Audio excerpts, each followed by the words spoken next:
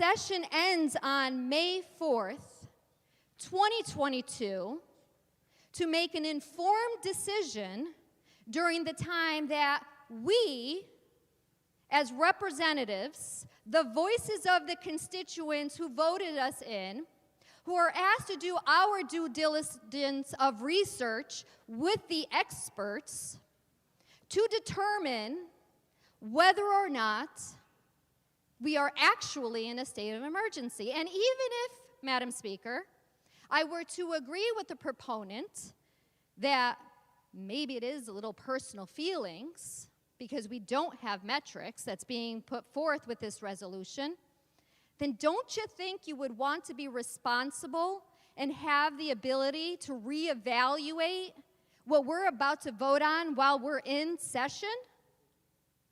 Why would we ever tie the hands of government, of residents, to a title and a declaration of a state of emergency beyond our duties and responsibilities in session? Because essentially, Madam Speaker, what we are doing is two things. If we're not in a state of emergency at that time, or there's no federal funding, then clearly we have abused our powers beyond the May 4th, 2022. So by signing on, voting for this resolution, we know as we sit here and push this button that we are tying the state of Connecticut to a title of being in a state of emergency for money that we don't even know it's there.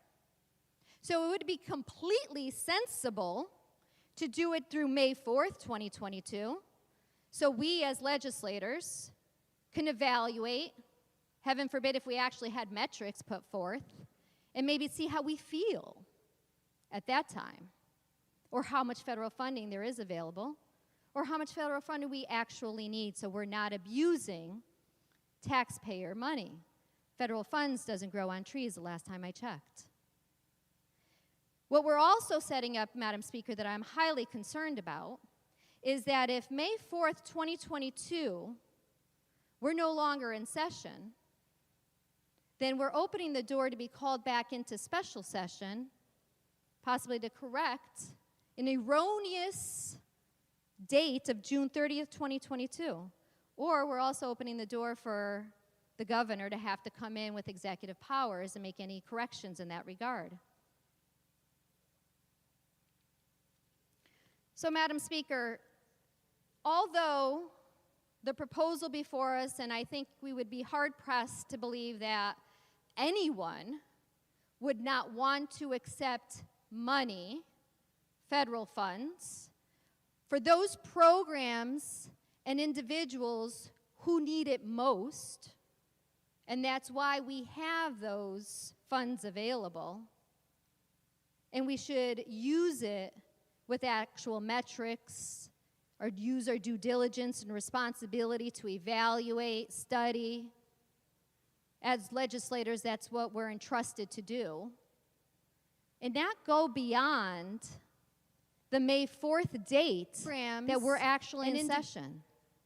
If at that time this legislative body believes, based on metrics that are not being provided here today, that it's necessary to extend it because there is a need in the state of Connecticut and there's federal funds available, then we can do that. We're in session. We're going to be here. There's absolutely zero reason, sense, reliable information for us to be voting on a proposal that goes out to June 30th, 2022. Thank you, Madam Speaker. Thank you, Representative. Representative Devlin, you have the floor, madam.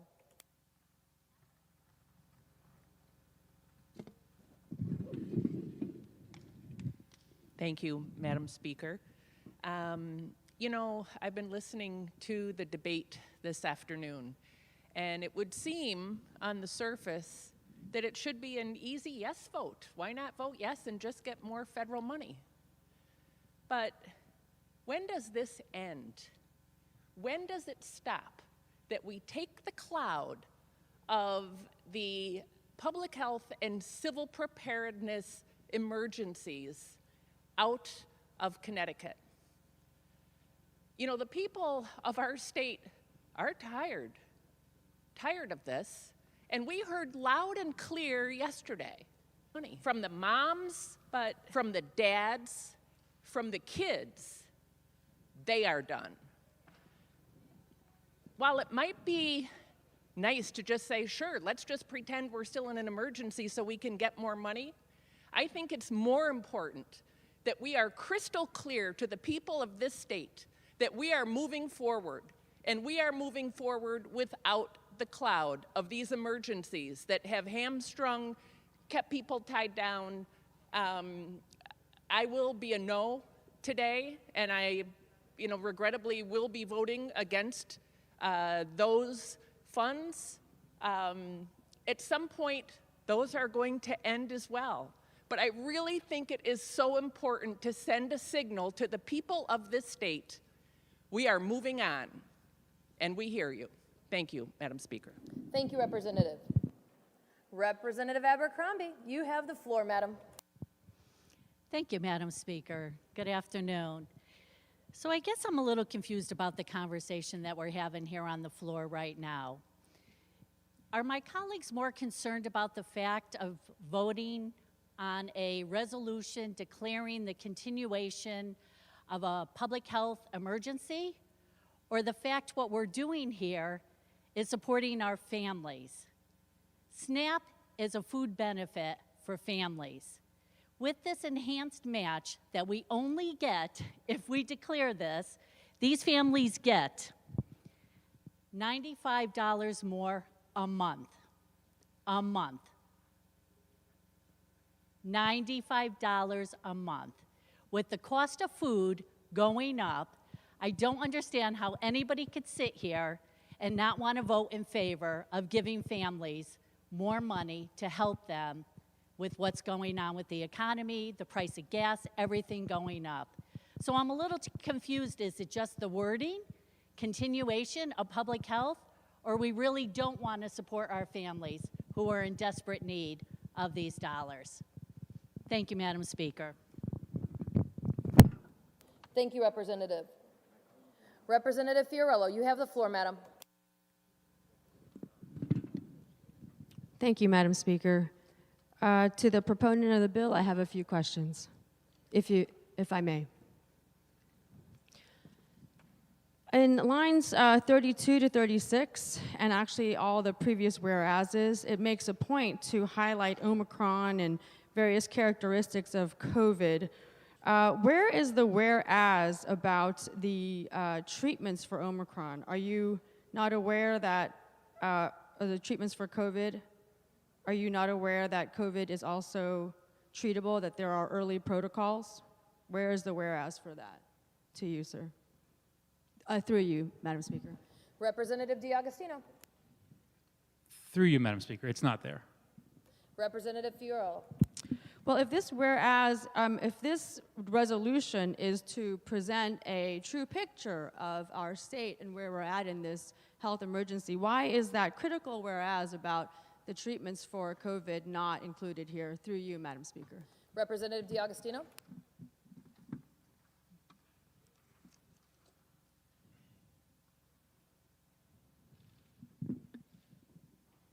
Through you, Madam Speaker, I'm struggling with how to answer that and trying to understand where the representative is going with her questions. I understand that there's a lot, reams of material that we could say about COVID.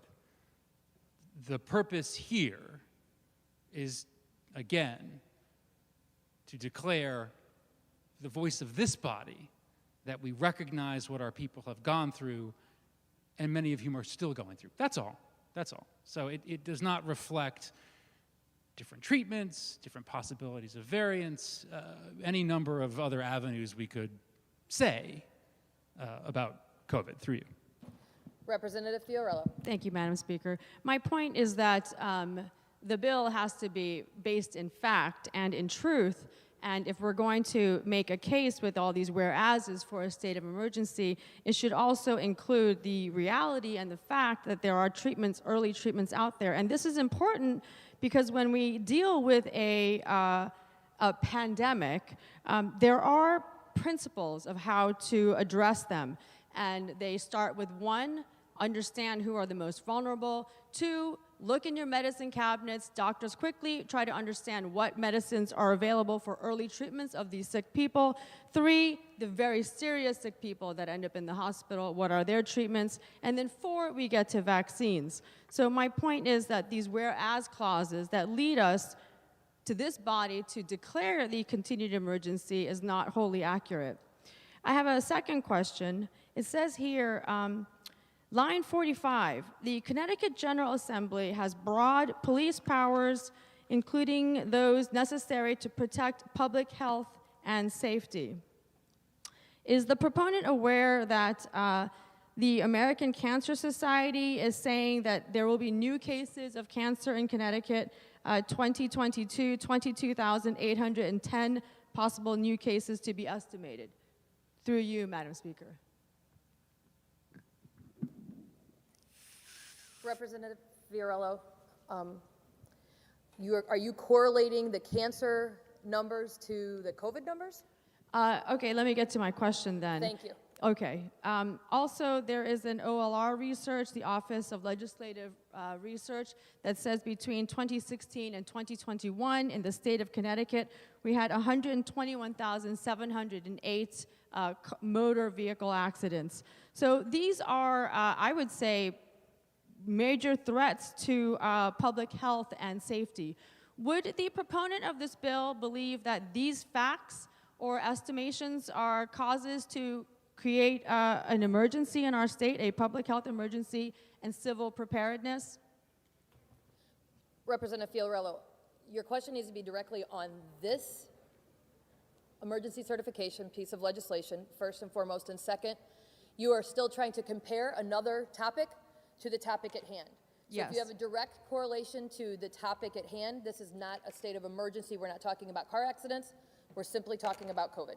Please Right. proceed. And the relevance is that the bill that this resolution directly cites in line 45 and 46, our power vested in us to declare these emergencies based on to protect health and safety. And my point is that there are other threats to public health and safety, such as estimated cancer, according to the American Cancer Society, and vehicular accidents. So I'm just wondering, would we ever invoke those powers? But it's fine, I'll withdraw that question. I have a third question. Actually, it's not a question, it'll be a statement now. Thank you. Thank you to the proponent. Through you, Madam Speaker, I'd like to say that we are now accepting that the governor is relinquishing his request for continued emergency declarations. He made those on May 10th, 2020, and at the time he said, quote unquote, "We don't do this lightly." And when he declared the public health emergency and the civil preparedness emergency in the papers in Connecticut, it did make comparisons to the fact that those powers are invoked, those emergencies are invoked during natural disasters and war. Natural disasters and war. We continued to extend the emergency state in our state. So we think about that. Natural disaster meaning earthquakes, landslides, tornadoes. That means we should be hearing sirens running through the streets of Connecticut. We should all be lining up to give blood. Our hospitals are packed. And that was a legitimate fear in March of 2020. But we have extended that state of emergency, serious emergencies, on September 1, 2020, January 26, 2021, March 2021, May 2021, June 2021, and now September 2022. We come to the end. Hallelujah. We can move on in life in Connecticut. But no, we are now saying that the Connecticut General Assembly will declare the public health emergency and civil preparedness emergency. To be clear for the people of Connecticut, that is what this body is voting on today. And I have a fourth point, which is the other side of the aisle is saying that if you don't vote for this, you are relinquishing material outcomes, $95 a month to our good citizens in Connecticut. And I want to say that the folks on this part of the aisle, of course, we care about material outcomes for the people of Connecticut. But do you know what we also care about? We care about the spiritual outcomes, the spiritual state of the people of Connecticut. And I, for one, cannot support continuing a lie that our state is in a civic preparedness emergency or a public health emergency. And why is it bad to lie? Why do we tell our children not to lie? Because it points to the moral and ethics of ourselves and our society. This is not a small deal, and as the governor said on March 10th, we should not be doing this lightly. We cannot perpetuate the lie that we are in a civic preparedness and public health emergency for the singular material outcome for our people for $95 a month. What is also valuable for the health, mental health, and the prosperity and positive spirit and wonderful civil society in our state is to not lie to our people and to protect the spiritual integrity, and don't vote for this false resolution. This resolution based on a falsity. Thank you, Madam Speaker. Thank you, Representative. Representative Belinsky, you have the floor, sir.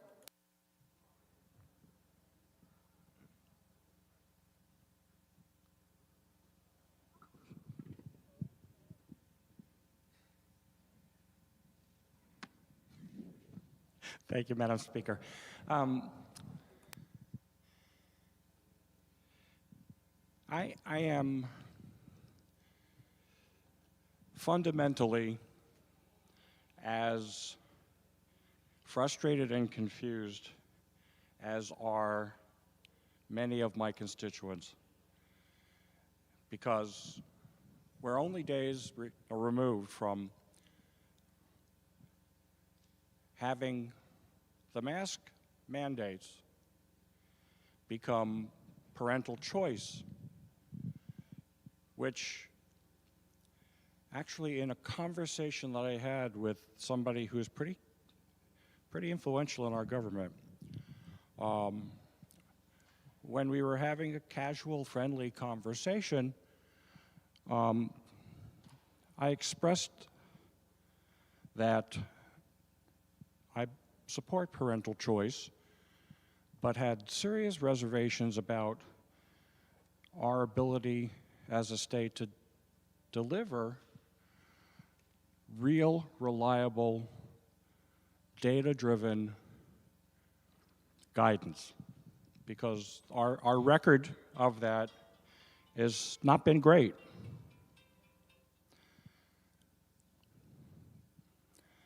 Therefore, it's, sort of a catch-as-catch-can as far as whether or not parents who want to make responsible choices for their healthy children will actually trust the data which we present to them. So, where does that leave them? We had the governor announce to great fanfare that the 28th was the date coming out of the winter break to make that transition. And then within days, the same decision was kicked down to the legislature, and the date of April 15th was on the table. Nobody explained how that changed. And then overnight, as we speak about we in the legislature taking this initiative, we the minority party that represents 40% of Connecticut, actually more than that, because many of us equally represent our Democrat constituents in the same way we represent our Republican constituents, because, you know, morally that is our obligation. But last night, I read the resolution and I read the bill. And now we're at June 30th. And I got to tell you something. I've heard from, and you've all heard from hundreds and hundreds of people. I'm not certain how many of us have taken time to respond to many of those reach outs, but people are just so gosh awful confused. And all that I seem to be hearing, and I did a little straw poll within my own correspondence. I've gotten just a shade over 600 letters in the past few days. They're coming in, you know, 25, 30 an hour. It's just amazing, the reach out. And I think we're all getting the same correspondence, but I actually ask questions back to the folks that take the time to write individual stories. And by the way, to the parents that might be listening, thank you for sending pictures of your kids. Takes a whole lot of the stress out of the job to look at smiling children's faces. When I read your correspondence, moms, dads, and you tell me that your child is suffering, and when I hear from teachers that are not on the program that our educational leadership seems to be on, that all they want is good information so that they can make a responsible choice for the children. The teachers that are reaching out to me, so far I have gotten four out of 600 plus requests from teachers that were one line long and said, I'm a teacher, and keep the mandates. Okay, that's a vote. That's great. Thank you very much. I actually thank most of the folks that write that, but there's only 4 of them. Then I see letters like I see from CAPS and CABE. Letters from the educational powerhouse of attorneys at Shipman Goodwin, which completely countermand everything that parents trust in their leadership. And I got to tell you something. And this is addressed to the greater chamber through you, Madam Chair, or Madam Speaker. There are times when I'm embarrassed to explain to them that, just the stuff that we talked about yesterday has changed again. For goodness sake, what the 4 teachers haven't told me, I've been told by a couple dozen other teachers who are brave enough to give their name and town. Most of them are not Newtown residents, but I appreciate their candor when they say, I teach 2nd grade, and my students have never had a normal school experience. And the learning loss, where they stand in their fundamental reading skills and their ability to convert increasingly complicated word-based math skills into correct answers.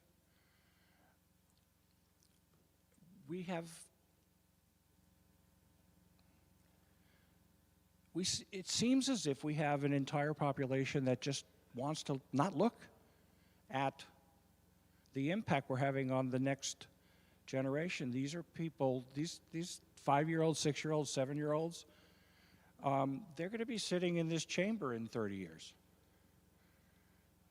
Don't they deserve to have the same education that we had when we grew up? For God's sake. I with good conscience, unless I know that there's an end to this madness, I just can't vote to extend this emergency, despite the fact that we're talking about the possible reduction in SNAP benefits of, a few $1 million when the state itself is absolutely awash in money. And we'll spend the rest of this session, after we presumably take away the rights of parents, fighting over what special interest gets the biggest piece of the money. And ladies and gentlemen, I wasn't elected to use children as a pawn.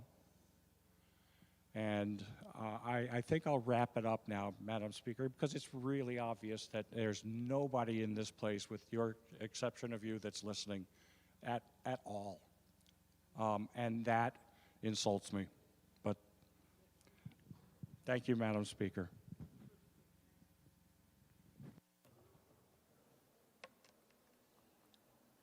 Thank you, Representative. Representative Case for the second time, sir. Or as Representative Ryan said, for the 20th. Thank you, Madam Speaker.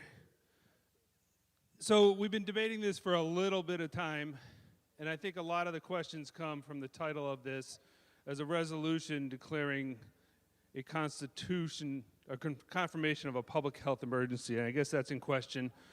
We don't have the numbers of what calls for a health emergency. My questions is, and I'm not sure, I tried to give him the document before I asked the questions.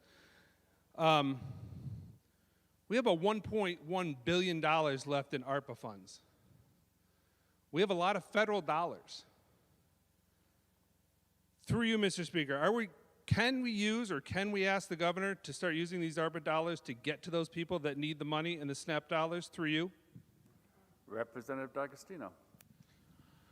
Through you, Mr. Speaker, I guess I'm not sure why we would do that. Why would we leave federal dollars off the table, take funds that are currently dedicated for a variety, and the representative is straining my ability to see here even with my reading glasses, but of that 1.042 billion, I mean, it's all allocated to a number of departments: mental health services, criminal justice, housing, judicial, et cetera, et cetera. So even if we could reallocate some of these dollars to SNAP, which I'm not sure we could because that's a federal program, and the ARPA dollars do have particular streams that they need to be directed to, I don't see why we would do that and leave money off the table,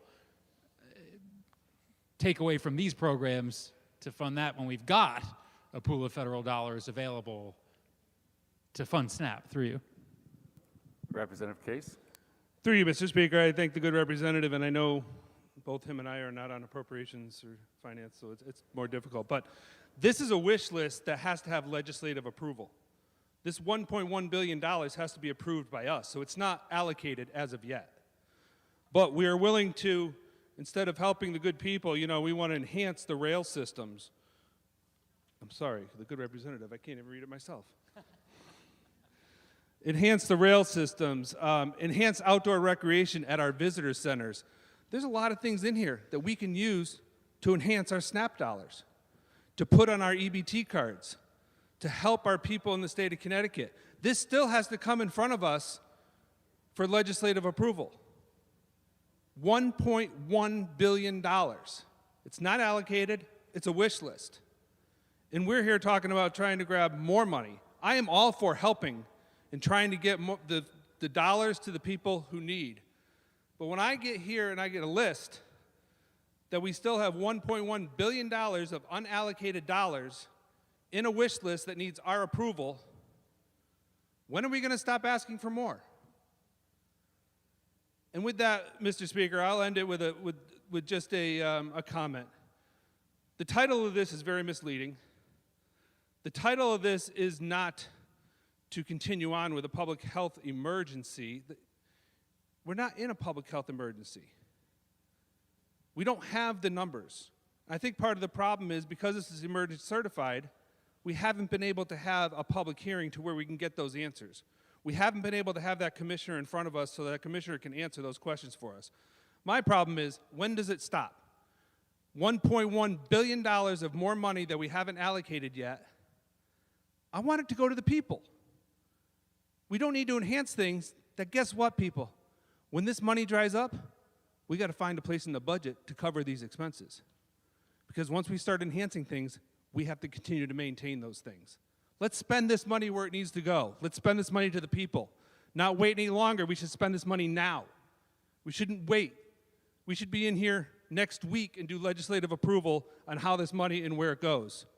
We're here today, the day after session, or the day after opening day, to approve a health emergency so we can even get more money when we haven't spent the money that we have. Thank you, Mr. Speaker. Thank you, Representative. Representative Kennedy of the 119th. Ma'am, you have the floor.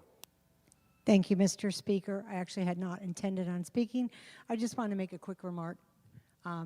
One thing, we talk about our children. I would do anything to make sure our children and our underprivileged are served. But the fact of the matter, COVID has taken a toll on all of us. Not just the illness itself, but physically and mentally on our children and on our parents. It's time to end this perpetual state of emergency. Unfortunately, I will not be voting in favor of this. Thank you, Mr. Speaker. Thank you, Representative.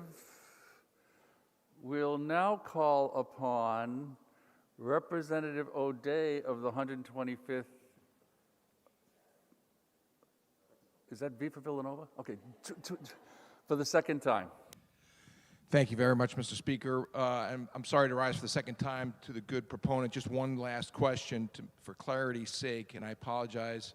I think it's not exactly repetitive, but I think you've already answered this. But just for clarity, if I may, through you, Mr. Speaker, if we pass this ECERT, HJ1, and HB 5047 fails, we can still collect the federal monies. It's already been answered. But there will be no ability for any agency or the any member of the executive branch to require school children in any K through 12 to wear masks, as I understand the previous responses. Is that accurate? Through you, Mr. Speaker. Representative D'Agostino? Through you, correct. Representative O'Day. Thank you very much, Mr. Speaker. And again, I thank my good colleague for his responses. Thank you, sir. Will you remark further on the resolution before us? Will you remark further on the resolution before us? If not, will staff and guests please come to the well of the House? Will the members take your seats? The machine will be open.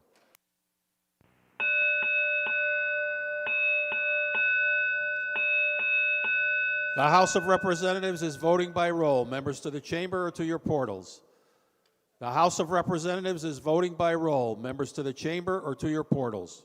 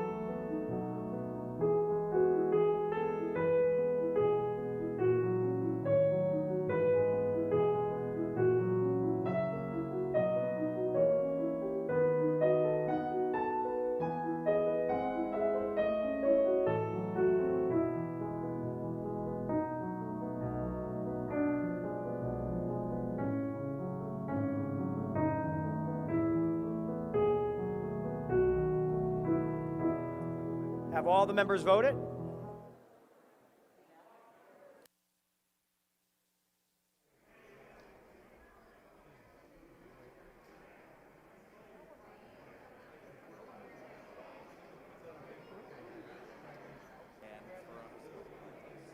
right, so the only person I'm calling is Kate. Have all the members voted? Please check the board to make sure your vote has been properly cast. Have all the members voted? The machine will be locked. And the chair will recognize Representative Farrar. I did. The machine will be locked.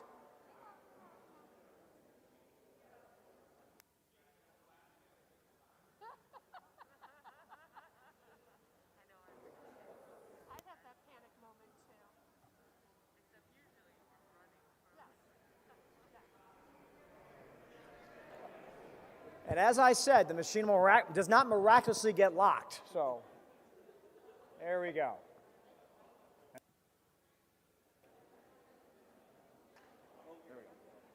Representative Farrar, we are a little rusty up here. My apologies. For what purpose do you rise, madam? I rise to be counted in the affirmative. Will the record reflect that Representative Farrar's vote should be cast in the affirmative? Thank you. You're welcome.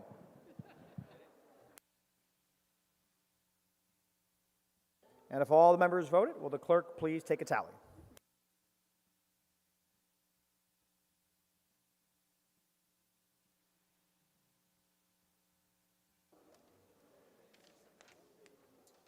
And will the clerk please announce the tally? House Joint Resolution number 1, total number voting 145, necessary for adoption 73, those voting yea, 89, those voting nay, 56, absent not voting for. The emergency certified resolution is adopted. Representative O'Day, for what purpose do you rise, sir? Good afternoon, Mr. Speaker. I rise for an announcement, if I may. You may proceed, sir. The Republicans will be caucusing in room 110. Okay.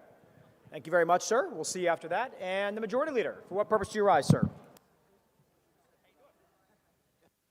Thank you, Mr. Speaker. House Democrats will be caucusing in room 310, and I believe via Zoom for those who would prefer as well.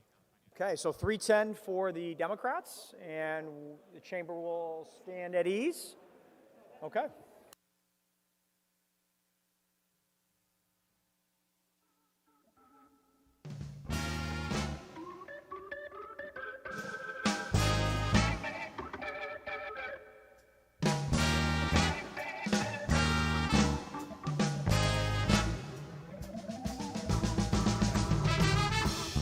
Mr. Majority Leader, you have the floor. Thank you, Mr. Speaker. I move we recess. Subject to the call of the chair. Motion is to stand in recess up to the call of chair. Seeing no objection, we will be at recess.